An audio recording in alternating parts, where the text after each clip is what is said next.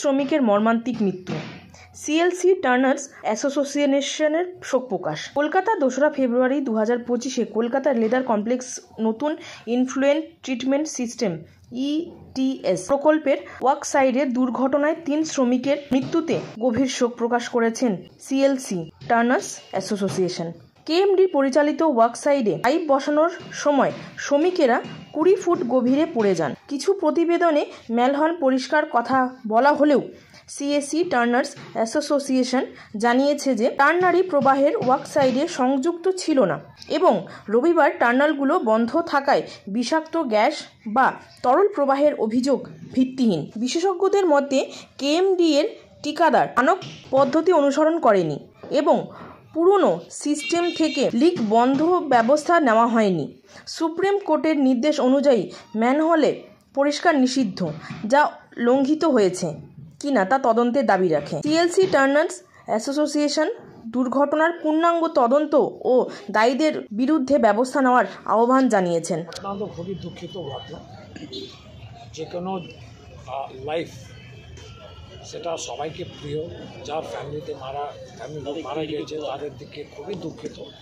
আমরা তাকে মন থেকেই কন্ডোলেন্স জানাই। আমরা ওই পরিবার সাথেই আছি, আমাদের ট্যানারি অ্যাসোসিয়েশন স্পেশালি ওই পরিবার সাথে আছে। কিন্তু এই ঘটনাটাকে অ্যাভয়েড করা যেত যদি এটাকে একটা সিস্টেমভাবে কাজটা যদি করতেন, সেফটি মেজার্সগুলো যদি নিয়ে থাকতো, আর আন্ডারগ্রাউন্ডে যদি সেরকম কাজ করা ছিল ম্যানুয়ালি যদি না করে কিছু অন্য সিস্টেমটা করতে পারতেন। কিন্তু একদিকে মারা গেছেন, সেটা নিয়ে দুঃখ তো আছে, তার সাথে সাথে এই জিনিসটাকে অন্যভাবে এক্সপ্লয়েট করার চেষ্টা যে করা হয়েছে, এই সমস্ত ট্যানারি ইন্ডাস্ট্রিজকেই কাঠগড়াতে দাঁড়ানোর চেষ্টা করে দেওয়া হলো। আমাদের কেএমডি অদক্ষতা প্রমাণ হচ্ছে। শুনুন, আমি এখানে প্রমাণের কথা বলা, কেন এটা ইনভেস্টিগেশন চলছে। একজন অ্যারেস্টও হয়েছে, যে কন্ট্রাক্টর আছে, আমরা নিউজ পেপার থেকে বুঝতে পারছি যে লেবার কন্ট্রাক্টর আছে, তাকে অ্যারেস্ট করেছে। ঘটনাটা তা না, এটা একটা থরো ইনভেস্টিগেশন ব্যাপার।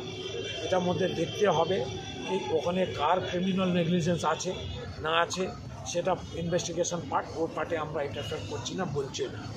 আমাকে আজকে এখানে বার্তা রেখেছিল প্রেস কনফারেন্স, এইটাই ক্লারিফিকেশন করার জন্য কি যে জলটা ওখানে ঢুকেছে অথবা গ্যাস ফর্ম হয়েছে সেটা ট্যানারিদের জল ঢুকে। ये गलत है, वहाँ पर ऐसा नहीं है। 2-3 महीनों से मेरा कारखाना पूरा कंप्लीटली शट डाउन है, उसके बाद में ये सब चीज़ बताया जा रहा है 450 ये गलत है। और दूसरी बात हमें रिक्वेस्ट है हमारे चीफ मिनिस्टर से, हम लोग को लेदर इंडस्ट्री की तरफ देखें और हम लोग को लेदर इंडस्ट्री को बचाएं। रहा केएमडीए का, तो केएमडीए बिना नोटिफिकेशन का, बिना इसका रास्ता खोद दे रहा है। हम लोग टेंडर जाने में, घुसने में पता चलता है, जाने में कि हम लोग का रास्ता खुदा हुआ, फिर वापस हम लोग बैक टू अपना घर चले जाते हैं।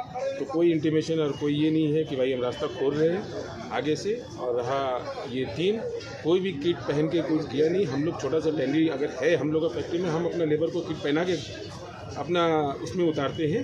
और केएमडीए जैसे इतना बड़ा ये अपना लेबर को सेफ्टी किट पहन के नहीं उतार रहा है, तो फॉल्ट वो लोग का है, टेंडरी वाला को नहीं। टेंडरी वाला को ब्लेम करके अननेसेसरीली टेंडरी वाला को ब्लेम करने से कोई फ़ायदा नहीं। ये तो रोड साइड में हो रहा है, रोड साइड में केएमडीए का है। और टेंडरी एसोसिएशन, टेंडरी का कोई इसमें गलती नहीं है। और टेंडरी संडे का ऐसे भी बंद रहता है, लेबर को भी छुट्टी रहता है। तो पानी अगर ड्रेन से किया तो पानी को बंद करके उसके बाद इंटीमेशन दे के बंद करके उसके बाद उतारना चाहिए। बस यही आप लोग की यह साजिश है। अभी हम लोग विषय में देख रहे हैं कि हम लोग जो पोजीशन आ चुकी है, बहुत ख़राब पोजीशन है लेदर कॉम्प्लेक्स का, कि हम लोग ना चलने का जगह है, ना उसमें कोई गाड़ी जा सकता है। जो भी गाड़ी जा रहा है वो गिर जा रहा है। ये 22 बरस में अभी तक नहीं बताइए, अभी 2 साल से बहुत ज़्यादा पोजीशन ख़राब हो गया लेदर कॉम्प्लेक्स का।